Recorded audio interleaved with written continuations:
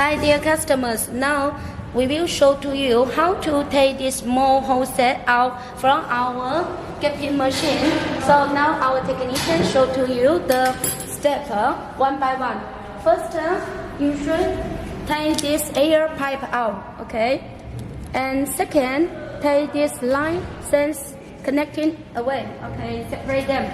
Then loosen this air pipe also, okay?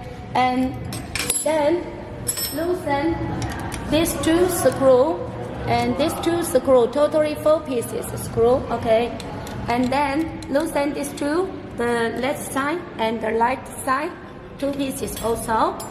And then here has 1 piece is the big screw, and also this side has one big one. Loosen both these 2 sides, okay?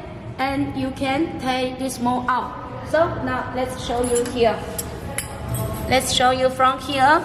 Our technician is going to tell to you how to change the upside cutter and the middle cutter. So we will show you in next video.